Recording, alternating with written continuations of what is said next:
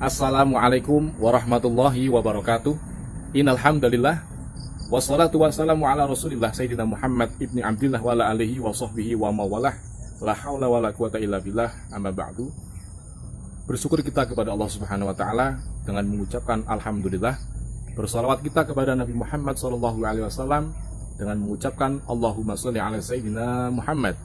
Perkenalkan, nama saya Farhan Jauhari Tantowi, mahasiswa pasca sarjana IAIN Pekalongan.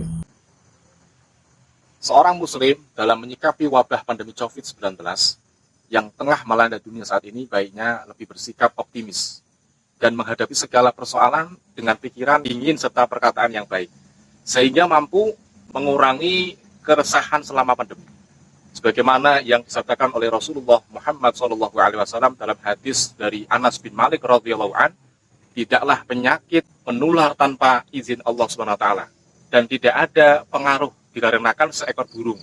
Tetapi yang mengagumkanku ialah al-fa'lu, optimisme, yaitu kalimat hasanah atau kalimat thayyibah, kata-kata yang baik. Hadis riwayat Bukhari Muslim.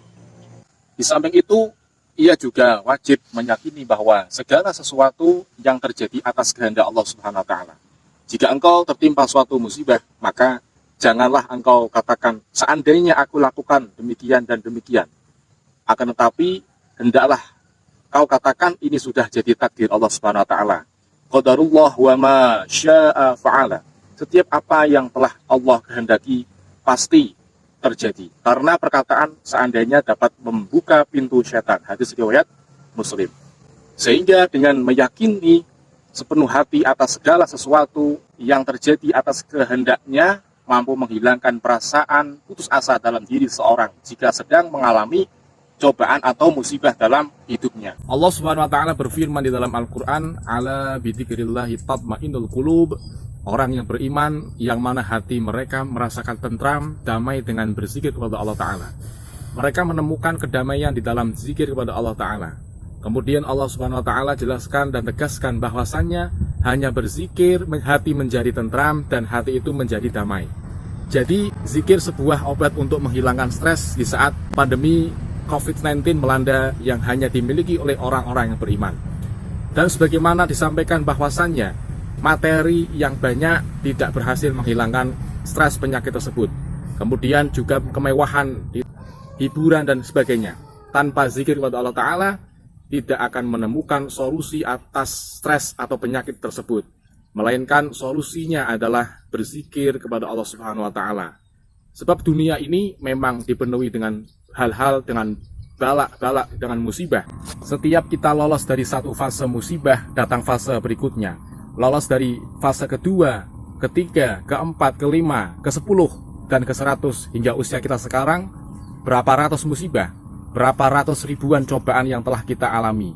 Dan Allah SWT bekali kita dengan sholat, dengan sabar, dengan takwa kepada Allah SWT. Itu sebaik-baiknya bekal. Sebab cobaan itu mesti, semua orang dapat tantangan, semua orang dapat hal-hal yang tidak mengenakkan. Bahkan para nabi-nabi, termasuk Rasulullah Muhammad SAW, orang yang paling dahsyat balak cobaannya, ujiannya. Sebaik-baiknya hal yang dilakukan oleh seseorang ketika diuji, ditimpa musibah oleh Allah SWT adalah bertakwa, bersabar, dan bersyukur. Kena musibah, kena problem, maka sedekahlah. Orang-orang dulu kalau kena musibah, lagi krisis ekonomi, dia makin sedekah, makin berinfak, datang dalam sesaat solusi dari Allah Subhanahu wa taala. Orang sekarang makin kena musibah, makin pelit, makin kikir, makin berlapis-lapis musibah dan kesulitan ekonomi yang mencekik orang tersebut. Lamanya durasi musibah, durasi problem, durasi kesulitan yang dialami seseorang sebenarnya mengandung sebuah pesan, kabar gembira dari Allah Subhanahu wa taala. Durasi nikmat kelak ketika datang akan jauh lebih panjang lagi, akan jauh lebih lama lagi. Dan kita alhamdulillah, sebagaimana di awal disebut, kita muslim, punya solusinya. Dan ini hanya dimiliki oleh orang Islam. Rasulullah Muhammad SAW menyebutkan di dalam hadis kalimat zikir, la haula wa la quwata illa billahil aliyil azim. Tidak ada daya kekuatan kecuali Allah SWT. Ketika kita mengulang-ulang merenung kalimat ini, maka ini adalah obat dari 99 penyakit. Di antara 99 penyakit tersebut, yang paling ringan adalah stres pasca pandemi COVID-19. Terus sabar dan sholat, hubungan kita sama Allah Subhanahu wa taala seperti apa? Berpeganglah, ista'inu bisabri wassalah, itu yang paling ringan yang bisa diobati, dan ini obat dari 99 penyakit yang berat. Yang begitu ringan pun juga sulit untuk mengobatinya. Gak bisa tidur gara-gara penyakit ini, sulit makan gara-gara penyakit ini. Orang jadi stres, jadi beban, mungkin peringatan dari Allah Subhanahu wa taala. Ada sebuah dosa. Kadang kita gak tahu hati sedih, gundah, gulana, gelisah, stres. Gak tahu masalahnya apa. Tiba-tiba begitu saja. Jangan-jangan ada dosa yang gak kita sadari. Banyakin beristighfar, mohon ampun kepada Allah Subhanahu wa taala, merujuklah kepada sholat.